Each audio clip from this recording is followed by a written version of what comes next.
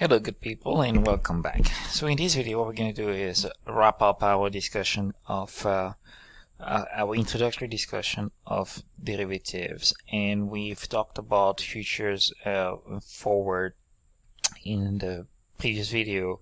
So in this video we're going to talk about options, and we're going to touch a little bit on swap as well, just to introduce the concepts. And in the next video we are going to jump in and start digging a little deeper. So what are options? Well, options are derivative instruments.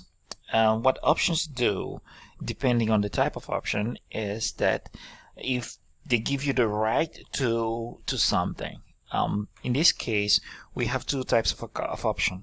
We have the call option, and the call option gives the buyer of the option the right the buyer of the option the right to purchase an asset at some point in the future at a given price. So the call option is an option to buy a certain asset by a certain date for a certain price, and that certain price is the strike price. Now let's contrast that a little bit with the futures and forward that we discussed earlier. What we have here is an agreement today to make a transaction. Here we say buy, so the transaction can happen anytime in this period up to this period, and you may exercise, it is an option, you may exercise your option. In contrast to futures and forward, the options are simply options. Futures and forwards are obligations. With futures and forward, you have to. With options, it depends on whether you're the buyer of the option or the seller of the option, and it also depends on whether you find the exercise of the option to be beneficial to you. So the call option gives you that right to buy the asset by a certain time for a certain price, and that price is going to be called the strike price. With futures and forward, we call that price the futures price or the forward price. Another type of option that we have is the call option, the put option. We talked about the call option. The other type is the put option, and the put option is an option to sell a certain asset by a certain date for a certain price, and that price is also the strike price. So put gives the holder of the put the right to sell that underlying asset by a certain date at a certain price that's agreed upon today, and that price is the strike price. Now when we say buy, there is a little bit of a nuance there. They are generally also what we refer to as American and European option. An American option is one that can be exercised at any time during its life. That is consistent with the definition that we have up there, right, for an option, where we say that once the option is purchased, it can be exercised at any point in time during this period. So this is today, that is the maturity or the expiration of the option, and the option can be exercised at any point in time. That is an American option. Now, in contrast, we also have European option that can be exercised only at maturity. So European option cannot be exercised here, they can only be exercised at maturity. That's in the European option. So the definition that we have up here that says gives the option to buy a certain asset by a given date, that is consistent with the definition of an American option. However, with the European option, it should say a call option is an option to buy a certain asset at a certain date for a certain price, and it all remain an option. Alright, if you are purchasing the option, you're referred to as the long party, just like with the futures and forward. So if you buy the option, you're the long party. If you sell the option, you're the short party. And so the long, for example, if you're looking at the call and you're buying a call, you'll be said to take a long call position, and if you're selling the call, you'll be taking a short call position, right? So buying long, selling short. Now, when you're selling the option, you're also said to be writing the option. So you write the option or you sell the option. Now, if the buyer of the option decides to exercise the option, the seller of the option, the option becomes an obligation, right? So once it's exercised, it becomes an obligation. Once the buyer of the option decides to exercise the option, the seller has to abide by the clause of the contract and therefore has to sell the underlying to the holder of the option contract. So if we're working with a call option, for example, the buyer of the call option may decide that, hey, this is interesting to me, I want to exercise the call option. And that gives the buyer the right to purchase the asset from the seller at a given price, which is the strike price. So the buyer would say, I want to exercise the option. The seller would go, okay, fine, here's the underlying, pay me the strike price, and we're good to go. If the buyer decides not to exercise the option, then both parties just go to their own in their own different respective corners, and the transaction is essentially void. And that transaction can only be void after maturity or expiration of the option contract. Okay, so this here is a quick listing of an option chain, a quick listing of a call option on Google. And those are the prices of this call option. Now, for a strike price of $475 on Google, the market maker, remember where the bid and offers are? The bid essentially is the price that which the market maker is willing to pay, right, for the call option on Google, and the offer is the price at which the market maker is willing to sell the call option on Google for a given strike price. So for a $475 strike price, the market maker is willing to pay $57.90 US per call option, that is per share, for Google.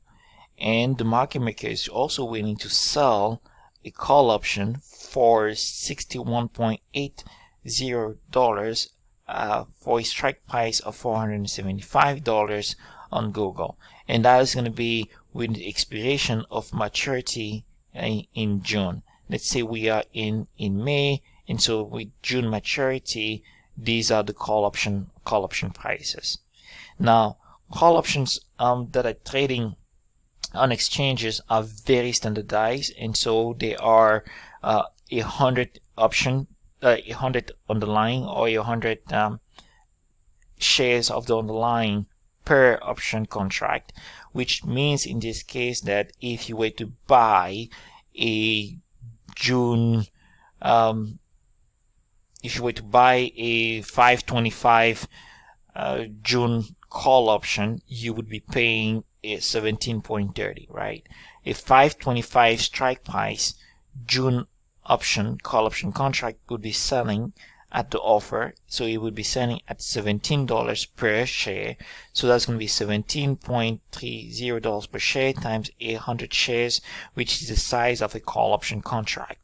And so you'll be paying essentially $17.30, which is $1,730 for the option contract. Now, each contract is made up of 100 shares, and therefore that is how much it would cost for a strike price of 525. Now, how much would you pay for a 575 December call on Google? A 575 strike price December call, this is December, it is a call option, which means that you are looking to, it's a call option and you're looking to buy the call option, which means you have to look at the offer column, and so that price would be the 20.20. a 575 December call will sell to you for 20.20 per share. That means you will be paying 20.20 times 100, and that's going to be $2,020 for the contract. Now the market maker is willing to pay only $18.18 for the same 575, right, December call option contract. So it's going to be 18.80 times 100, which is $1,880, is what the market maker is willing to pay for that option contract. Remember, the option contract is 100 shares of the underlying. Now, for the put, it's very similar to what we looked at earlier, right? So for the put, the market maker is willing to sell a 550 December put for $45 per share, which means that if you were to buy the 550 December put, you're buying, which means that you're going to buy at the offer, right? You're buying from the market maker, you're buying at the offer, and which means you'll be paying the 45 per share multiplied by 100 shares. You'll be paying $4,500 for the put option contract. Very similar to what we looked at earlier on the call. Now, what would the profit structure look like? Well, we're going to be looking at those some more later when we're talking about options. But in this case, if you're purchasing a contract consisting of 100 December call options with a strike price of 550, and you're paying $29 per option. Remember, we have 100 of them, right? So you pay $29 per option times 100, which means you're essentially paying $2,900 for the contract.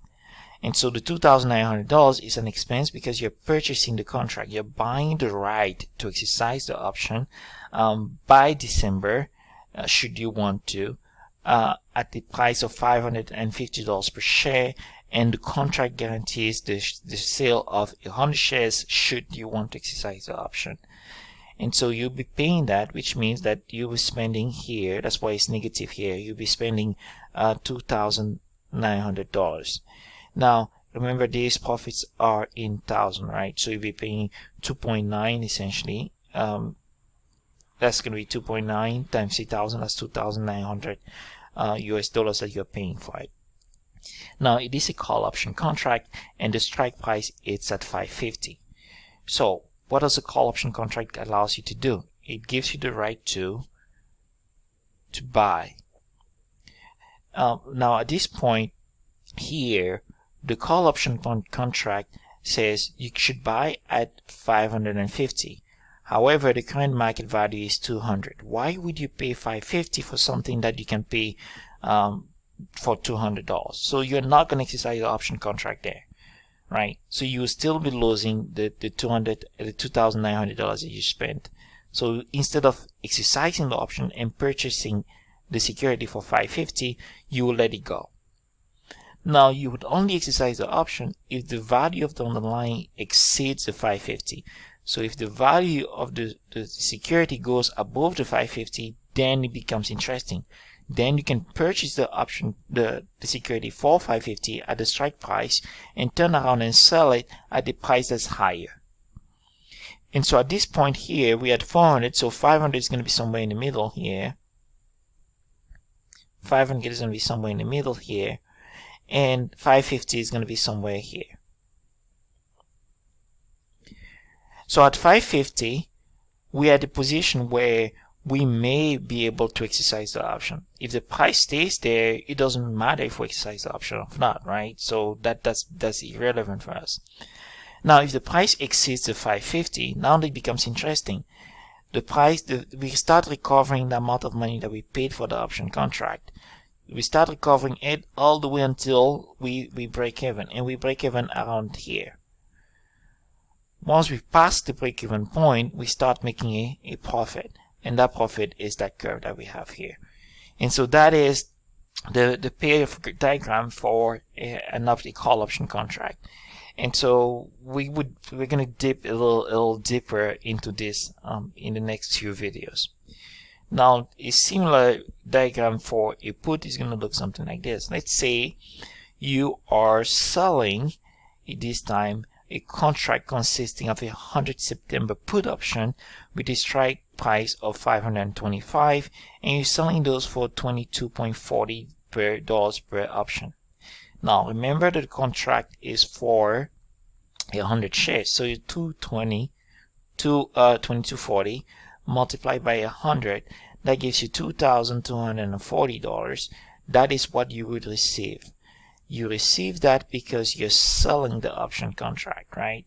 Now, you receive that in the form of a premium. That is because you're giving the right to somebody to sell to you. That's the put option contract. If you sell the put option contract, you're giving the right to somebody to sell to you an underlying, in this case 100 shares of the underlying at the price of $550. What does that mean? What that means is if the value of the underlying is below $525, which is what we have here, the holder of the put option contract will exercise the option, right? Because the holder of put option contract would say, well, how about this? You pay me $525 for something that's worth $200. So at this point, the holder is going to say, well, yes, I'm exercising the option. You pay me $525 for something that's worth $200, which means that you lose, as the seller of the option contract, you lose the difference between the $525 and the $200. Now, that is per share. You multiply that by 100 and you have your loss there. Now, if the option contract or if the underlying is worth more than the strike price, so the underlying is worth 600 or 800, the holder of the put option contract is not going to be willing to sell it to you for $525. So instead of exercising the option and selling the put option the underlying to you for $525, the holder of the put option contract would rather sell it in the market for $600 or $800 or $1,000 per share, in which case the option contract is not going to be exercised and you will keep your profit, which is the premium that you receive, of $2,240. Now we'll play a little more with that later. For now, we want just to have a visual of how it is that this option contract can be exercised. Now, options trade on exchanges and over the counter as well. Now, on exchange, remember that contracts are standardized. And that's in the standard size for an option contract is 100 shares of the underlying. So if you purchase a contract on an exchange, you will be paying for 100 shares of the underlying per contract. Now they trade on the Chicago Board Option Exchange, the International Securities Exchange, and so on and so on and so forth. Remember that option contracts are different from futures and forwards. Futures and forward contracts gives the holder the obligation to buy or sell at a certain price, right, at a certain time in the future. Options, on the other hand, gives the holder the right to buy. It gives the right, but not the obligation, right? So it is not an obligation, it is a right, but not the obligation to buy or sell at a certain price, which is the strike price. So in this case, this price here is the strike price, and in this case, this price here is the futures or forward price. Okay, so options, right, not obligation. Futures and forwards, obligation. Again, this is a reminder, because we've talked about that. We have three types of trading, or three purposes for trading. We want to trade derivatives for hedging. That is in the case where we want to mitigate risk. For speculation, that is in the case we are okay with taking risk, provided that we are making a significant level of return.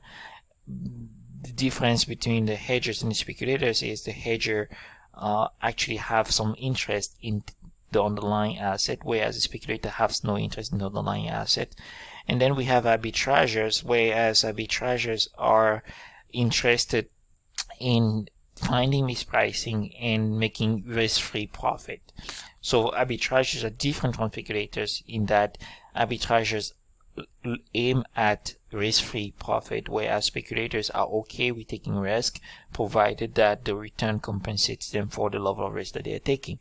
Hedgers don't need the underlying, they want to have the underlying, and therefore they're just getting into this in order to mitigate the risk of a change in the value of the underlying.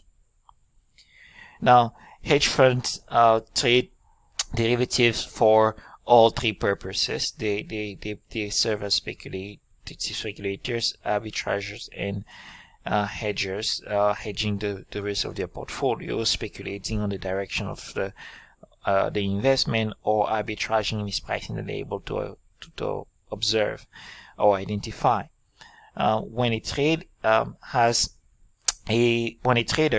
has a mandate to use derivatives for hedging or arbitrage, but then switches to speculation, we should of course expect large losses, right? And so that has happened in the past, whereas a trader was in an organization, and there are many instances of that, was asked to engage in the derivatives market for hedging purpose, but then identified arbitrage opportunities, or thought that they were so good that they could bet against price movement. We should expect large losses, and we'll see how when we dig deeper into all of those scenarios. Okay, now, so what we're going to do next is work a series of examples, and we're going to start with the first one here. What we're going to do here is a hedging example. Let's consider a company, a US company, that is planning to pay 10 million British pound for imports from Britain in 3 months, and the company decides to hedge using a long position in forward contract. So what can the company do in order to do this? Remember, it said they want to take a long position in a forward contract. Now let's use a table here to look at what the 3 months forward price or of exchange rate is going to be, or the 3 months forward exchange rate is going to be. That 3 months forward exchange rate was given to us in the slide a little earlier, and that was this. So here what we have is 3 months forward. Now, if you're going to take a long position, it simply means that what you're going to do, if you're the organization, you will have to pay for it, right? And so you have to pay what the market maker is selling the British pound for, and that's going to be that number. That's what you have to pay. Okay, so we're going to be looking at the offer price. So let's copy this information into our board, and let's work with it. We are today, and we're gonna do a 3 months, 1, 2, and 3 months. I think I may have to do this. There we go. So we are today, and in 3 months, which is at some point in time t in the future, what we're going to do is we're going to make a payment, and the payment that we're going to make is going to be of 10 million British pounds. It's going to be 10 million, and that's in British pounds. That's what we have to pay. But we don't know what the interest rate, or the exchange rate I should say, will be 3 months from now.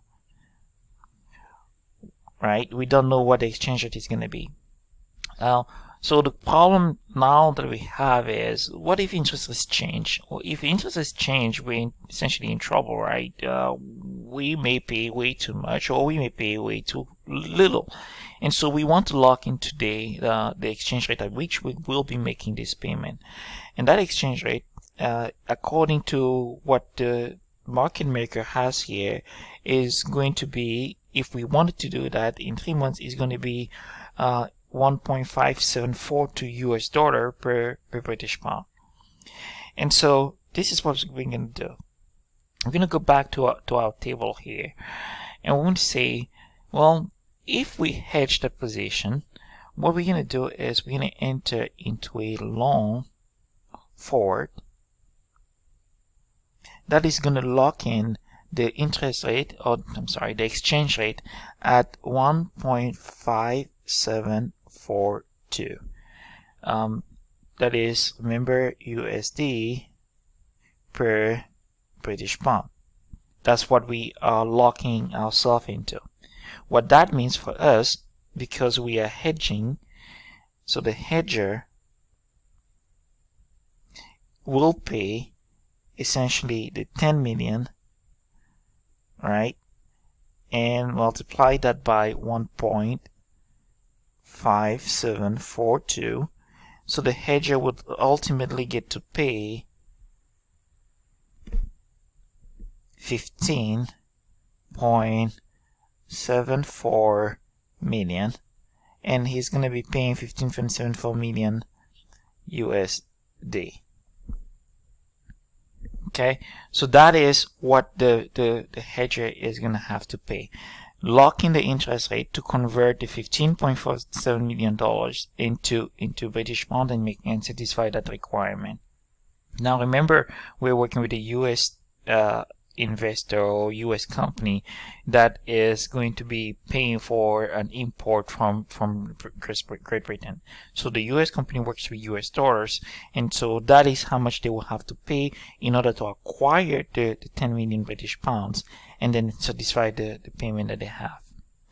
Now what if they say they had not hedged, and let's use a different scenario. Let's say it turns out that interest rates, exchange rates are now, let's say, 1.5. If exchange rate are 1.50 and they have not hedged, so if you do not hedge, with no hedge, what would happen is the company would essentially pay 10 million multiplied by the actual market exchange rate or the spot exchange rate. That's going to be 1.50. So the company will be paying 15 million.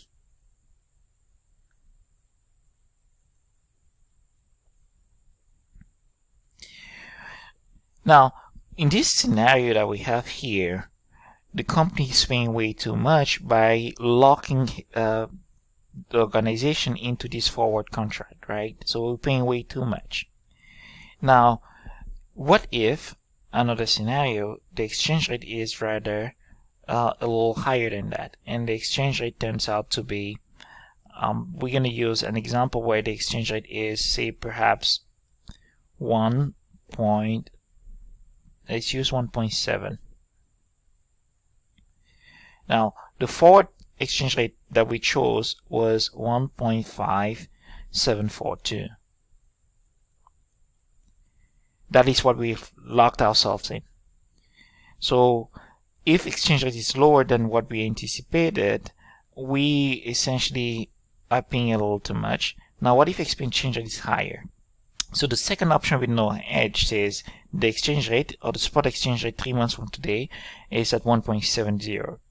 In that case, you will still pay the 10 million, but you will acquire those by paying 1.7 US dollars per for British pounds, and that would put you at around 17 million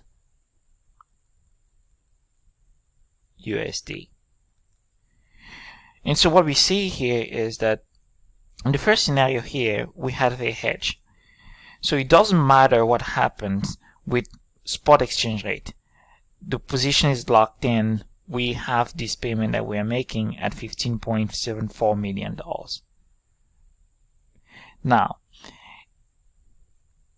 if the hedge was not in place, if we did not have hedge in place, that's the no hedge scenario, we would be paying that much should the exchange rate be lower than we anticipated.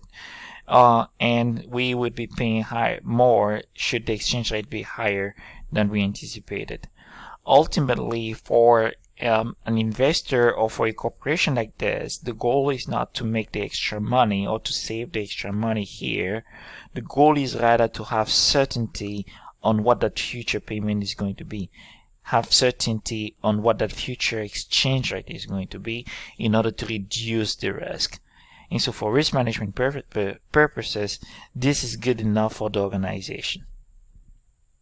Okay, so what we're learning here is that we may have scenarios where you pay way too much or you pay way too little, but at the end of the day, the question is always going to be, as a hedger, which is what we're working with in this case, it doesn't quite matter. And the reason it doesn't quite matter is because the goal with hedging is to minimize risk. Okay, so let's look at the second example. And with the second example, what we have is, if I can find that, there we go, here it is. With the second example, we have an investor who owns 1,000 shares that are currently worth $28 per share of a company. A 2 months put with a strike price of 27.50 cost $1. And the investor decides to hedge by buying 10 contracts. Now the first question we're going to try to answer here is, why is the investor looking at a put option contract? Well, the investor is looking at the put option contract because she expects that prices will fall, right? She expects that prices will fall. And that's why she wants to protect her position by buying a put option contract at a strike price that's slightly lower than the current market value of the security, the share price of 28. So she wants to guarantee, or she wants to have the option by buying the put option contract to sell her security at 27.5 US dollars within the next 2 months should the price of the security decline. And for that, she's willing to pay $1 per option contract per option in order to satisfy that requirement. Now remember that one contract is for 100 shares. And so because she has 1,000 shares, she needs 10 times this 100, so she needs 10 contracts. That's why she's looking at the 10 contracts that we have here. Okay, so let's look at how she would put this. She would put this together, and we're gonna go back to our board here. In this case, the investor is looking at a 2 months horizon. So we're gonna start here. That's today, and we're gonna have a 2 months horizon. The current stock price is at $28, so we're gonna call that $28. That's the current stock price. And she wants a put option contract. So we're going to say she wants a put with a strike price, let's call that K, equal to 27.5 US dollars. Now, in order to acquire this, she's going to have to pay $1 per option, and she is essentially buying 10 contracts. Now, $1 per option, which means $1 per share, is essentially going to be $1 multiplied by the 100 shares. That makes one contract, and then you multiply this. You can do this. That's going to be for. Let me do this. That's going to be for one contract, and then you multiply this by 10 contracts, and so she's gonna have to pay now 1,000 US dollars. So she pays 1,000 US dollars for the put option contract in order to protect her 1,000 shares. Remember, she has 1,000 shares. In case the price of the security falls below the 27.50 US dollars, within the next 2 months. And this is expiration of that contract. So for a put option contract, she can exercise the option. If it's an American option, she can exercise the option anytime between today and expiration. And if it's a European option, she can only exercise that option at this point in the future. Now let's look at a scenario where the price of the underlying actually changes. Let's say the price increases by $5 or decreases by $5. Now, if the price does increase by $5, the future price 2 months from today could essentially be 28 plus 5, that's going to be 33. And if it decreases by 5, the future price could essentially be 28 minus 5, that's going to be 23. So those are the possible prices. Right? Now, what is the outcome of this if she actually went ahead and purchased the put option contract?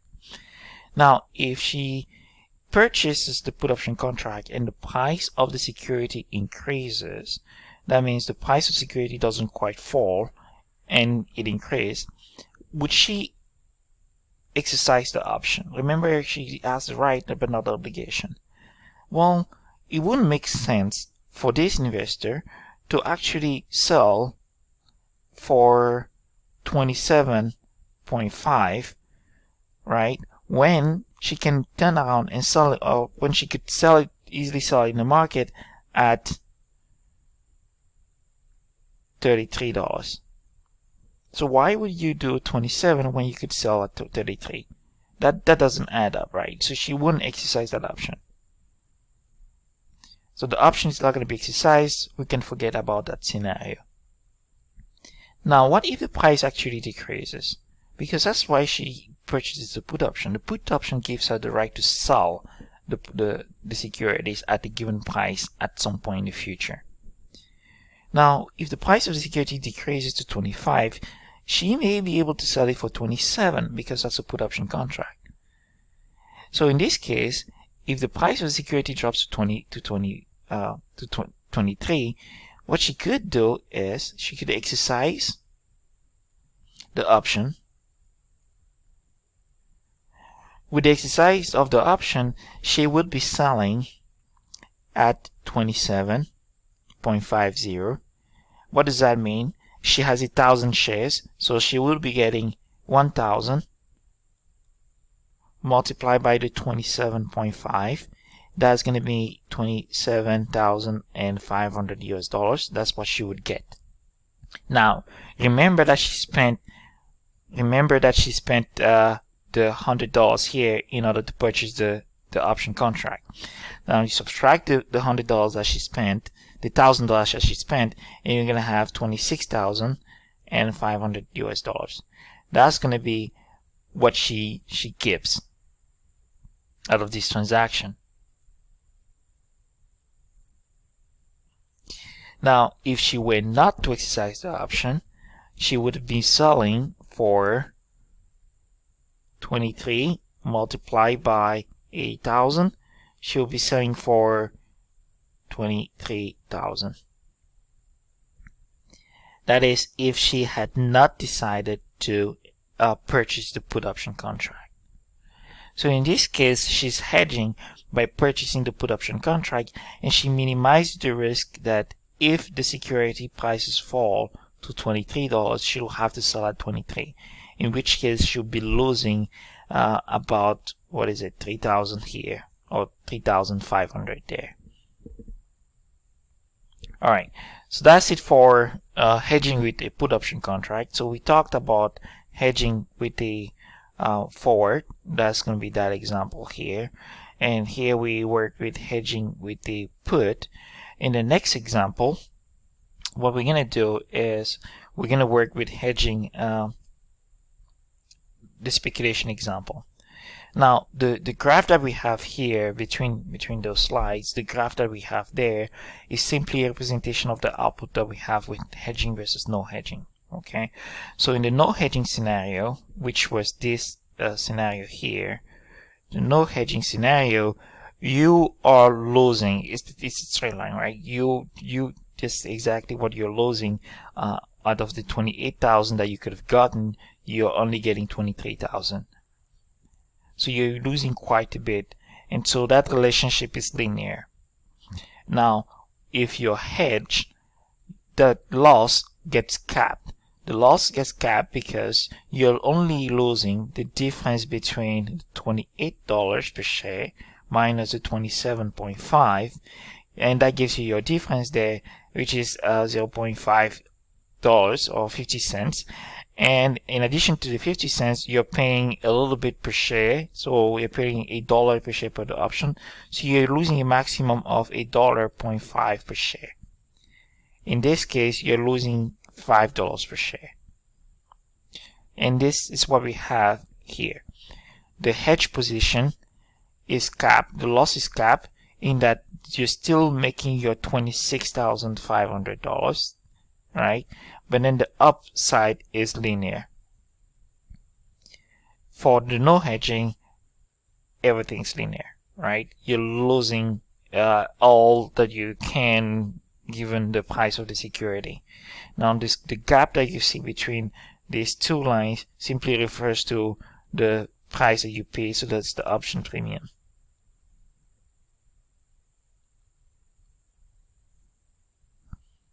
Alright, let's look at the example with the speculation example.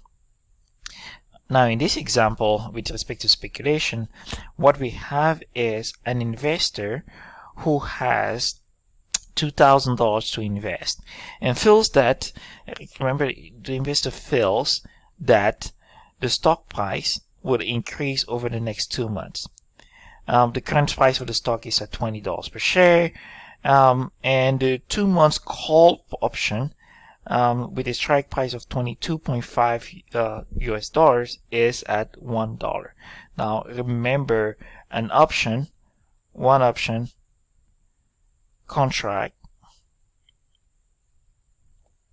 is for 100 shares. So one contract is actually going to be worth 100 US dollar. Now he has $2,000 to invest. So how many contracts could he purchase for the 2,000 US dollars? Well, he could purchase for $1 per option. He could essentially purchase 20 contract, and each contract is worth 100. So multiply that by 100, he can purchase essentially $2,000 worth of option. And how would you put this together? Let's go back to our board and let's see how we can work it out. We started here and we have a 2 months horizon. So that's today, and this is 2 months from today. The current price of the security that we are working with is $20 per share. So the stock here is selling for $20 per share. And we are thinking the stock price is going to be increasing, and the stock price is going to be increasing. That's we're speculating. We have that feeling, and what we want to do is we want to look at the options that are available to us. The first option that is available to us is remember our capital here is 2,000. That's how much we have to invest. So with that, what can we do? Well, the first option is just buy the security. You think it's going to go up? Just buy it. And so we would do that. We could buy the security for 2,000 divided by 20. That makes it such that we may be able to buy 100 security. And so the outcome simply says 100 stocks. And we could buy the 100 stocks. Let's say the price of the stock 2 months from now increases. Let's say it increases to 30. Well, 2 months from now, you have 100 shares multiplied by 30. You have 3,000. and you invested 2,000, so it's going to be minus 2,000 divided by 2,000, and you have your holding period return. Now, your holding period return here is going to be equal to 50%, right? So it's going to be the 3,000 minus the 2,000 divided by the 2,000, and that's going to be 1/2. So your holding period return is going to be at 50%. That is for the option of buying the security outright. Now, you may, if not, you may take a long position in the call. That is, you buy a call option. We just showed that earlier on the slide that the call option actually costs $1 per option. And so $1 per option, which means that $1 per option, and the contract is for 100 shares. So that's going to be $100 per contract. In order to spend the 2,000, you will need to buy 20 contracts. So you multiply that by 20. That gives you 2,000 shares, or 2,000 calls, right? That you could use to purchase 2,000 shares if you wanted to. So that is what you have. 2 months from now, the price of the option is at 30. Well, you have 2,000 calls. And the strike price of the option is at 22.50. 2,000 calls that you can exercise at 22.50. So the price of the option is at 30, but your strike price is at 22.5. And that is your strike price, which means that you're not going to be paying the 30, you're going to be paying the 22.5. So you pay the 22.5, and that's how much you would have to spend to purchase the security. And that gives you access to 2,000 securities. Now, how does this process work? Well, you could pay for 22.5 and then you turn around and sell it for 30. Or the seller of the option could simply pay you the difference between the market value and the strike price, which is typically what happens. And so the seller of the option contract will give you the difference between the two. And that difference between the two is going to be $7.5 US. And so the seller would say, well, market value is at 30. Instead of paying you, instead of you paying me the 22.5 per share and me giving you the shares, how about I just give you the difference and you go out in the market and purchase the securities for $30, and that's it. So the transaction is going to happen as follows. The seller of the option, the call option contract, is going to issue the difference. So it's going to be 30 minus 22.5, which is 7.5. And it's going to give you 7.5 per share. And remember, you have 2,000 calls, and each call is for 1 share, and you have 20 contracts, right? 20 contracts means 100 shares per contract, so 2,000 calls. Ultimately, what you will have is the $7.50 multiplied by 2,000. And the $7.50 multiplied by 2,000, that's equal to 15,000. And that's your 15,000 profit here. Now, as a speculator, remember, as a speculator, you don't really want to have the underlying. You want to make profit. You don't really care about the underlying. So what's your holding period return here? Well, your holding period return here is going to be the following. Remember, however, that you paid 2,000 for the option contract, right? So you're going to earn a revenue. You're going to earn 15,000 here, but from that you're going to subtract the $2,000 that you paid. So you do minus 2,000, and that gives you the 13,000. And that's out of the 13,000 that you're going to compute your holding period return. So it's going to be 13,000 minus the 2,000 that you paid. And that's going to give you 11,000, and you divide that by the 13,000.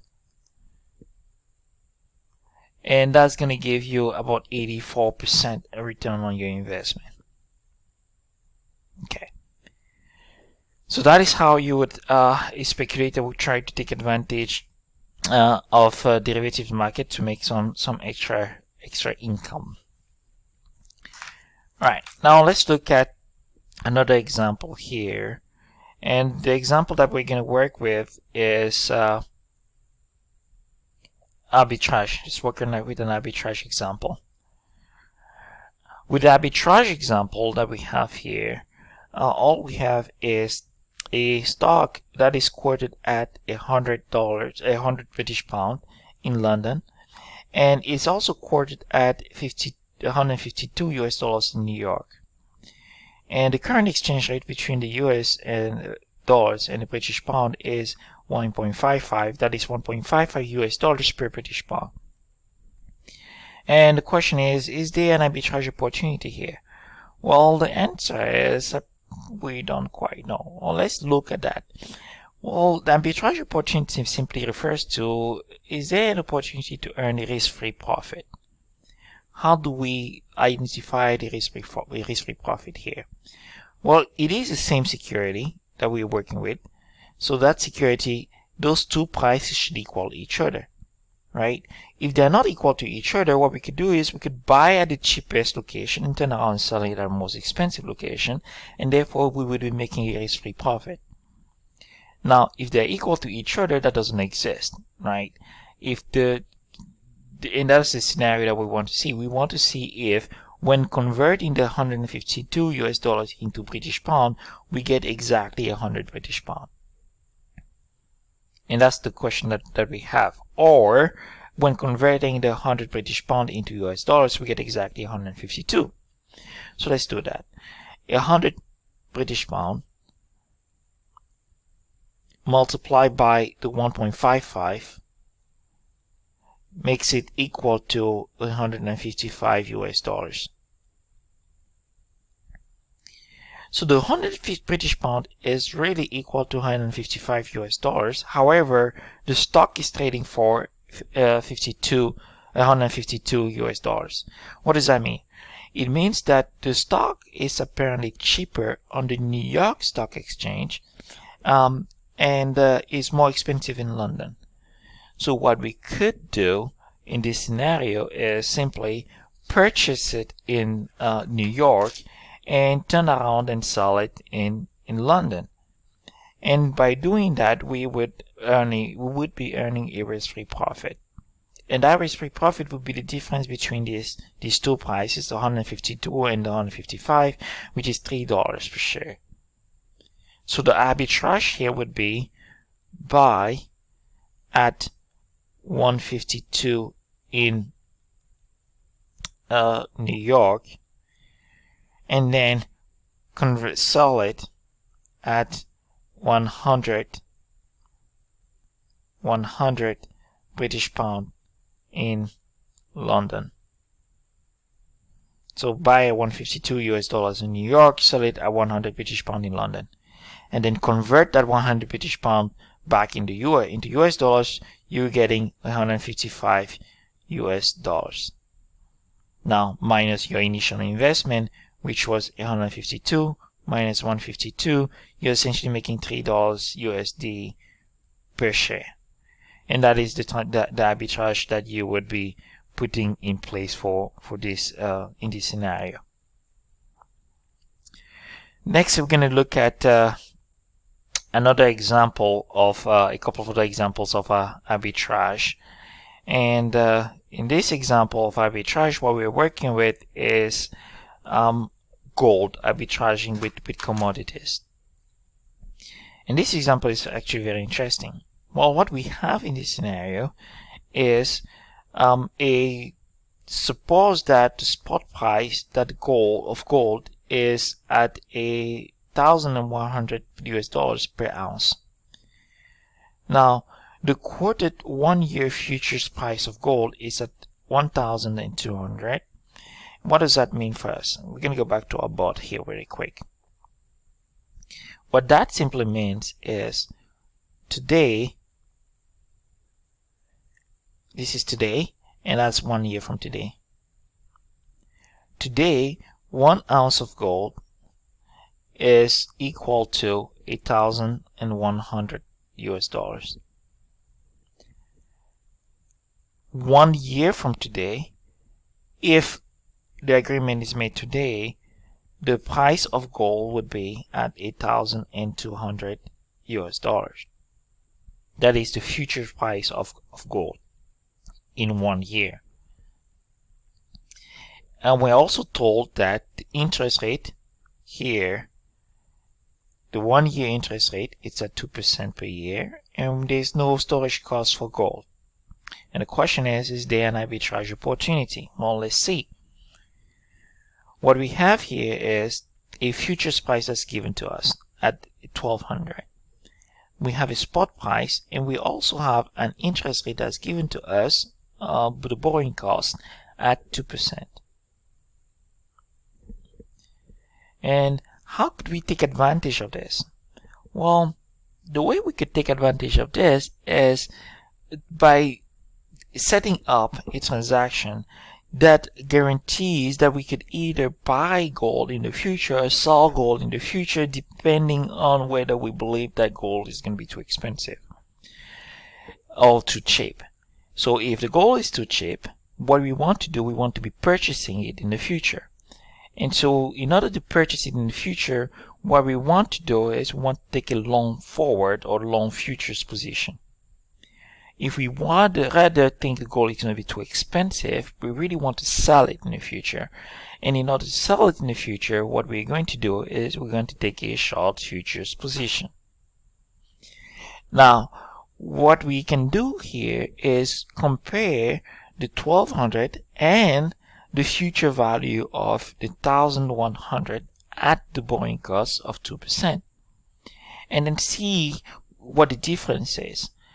The future value of 1,100 is going to be the following. It's going to be 1,100 multiplied by 1 plus 2% for just 1 year. Now, if we did that, this is what we would have. Clear that. 1.02, that's 1 plus 2%, multiplied by 1,100, that's equal to 1,122. So it's going to be equal to 1,122. Did I get that right? Yes, 1,122 about. So that's about what we think that the future value of gold is going to be. Remember, we always say that we are paying the price. The futures price is essentially the price of gold as if the transaction were to happen today, but in the future, right? That's going to be that future value. And so, in order to take advantage of this mispricing that we observe here, in that it is actually selling at 1,200, whereas it should be selling at 1,122, that is 8,122. And so in order to take advantage of this mispricing, what we want to do, because we see that it's a little overpriced, what we want to do is we want to be selling it in the future. Now, to sell it in the future, we have to have it today. Alright, so what we do is we go to the bank and we're going to borrow 1,100 US dollars at 2%. What we're going to do with that money is we're going to buy gold today. So we're going to buy gold spot, which means we're buying it today at 1,100. Now we have the gold. At the same time we buy the gold, we need to guarantee that we can sell it in the future at 1,200. So what we're going to do is we're going to sell gold futures at 1,200. So at the same time, we're going to sell gold futures at 8,200. That guarantees that our futures price is going to be 1,200. So what happens next? 1 year from today, what's going to happen is we are essentially going to sell or make delivery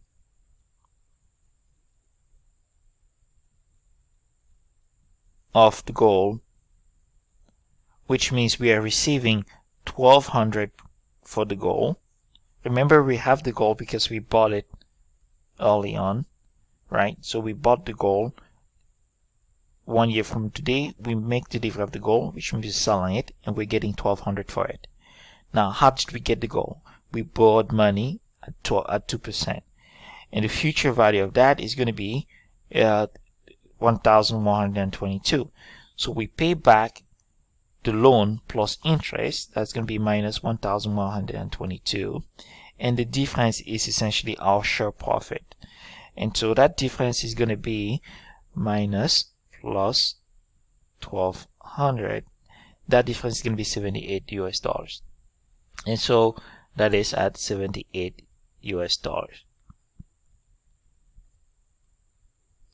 So we made $78 per ounce. Now you may look at this and say, well, it's just $78 and it takes about a year.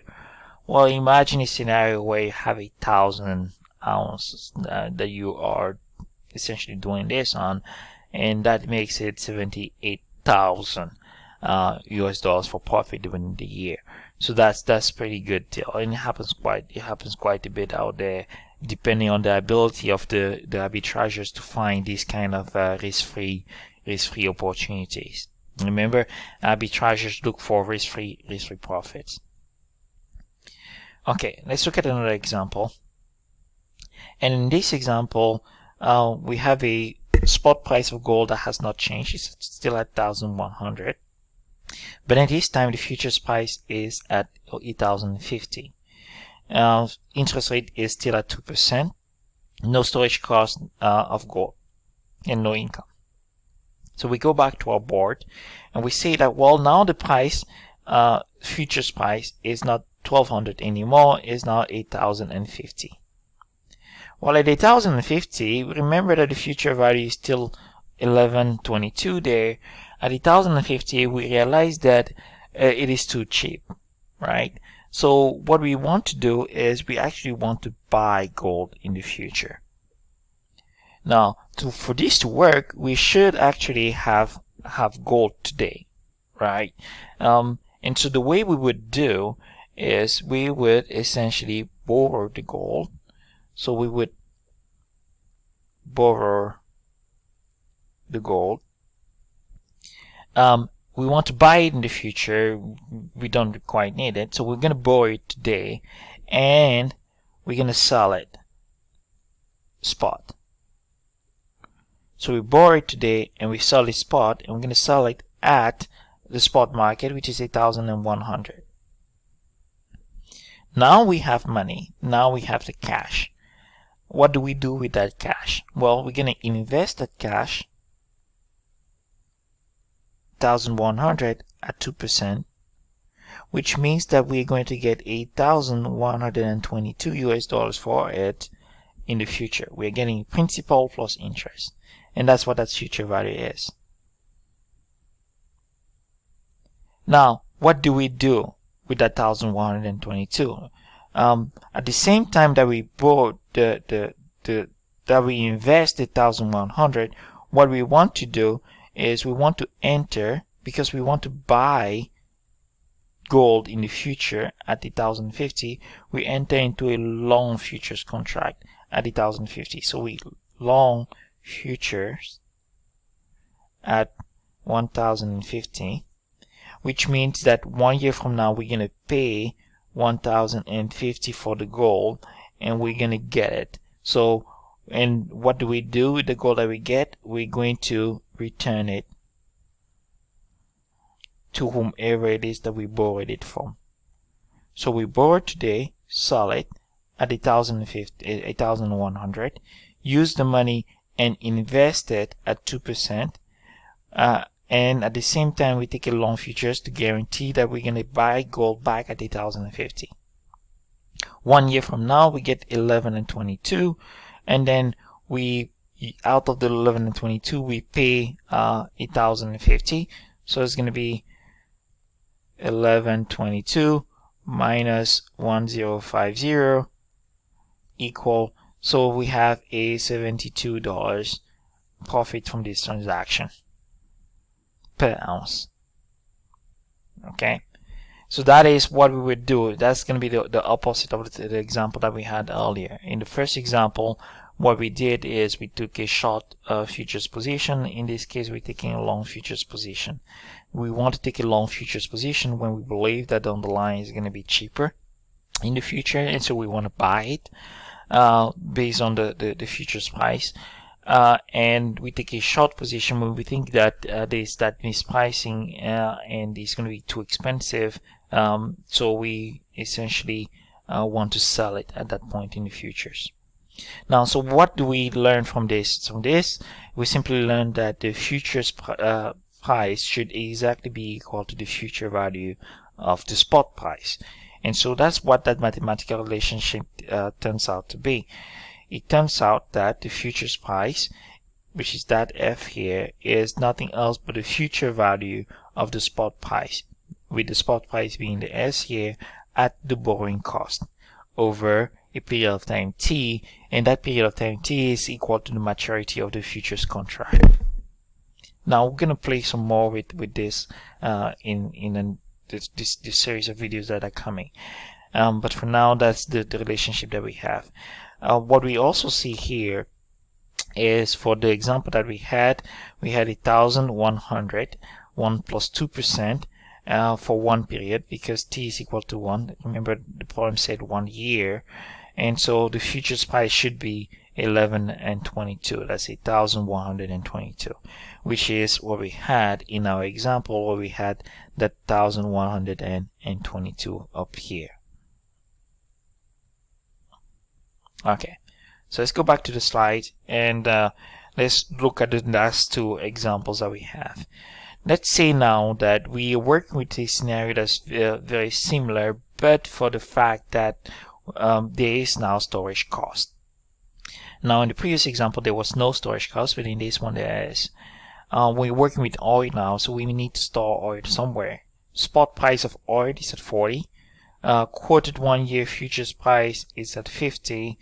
And the US interest rate is 2%. Storage cost is 1%. And we're paying storage costs right away.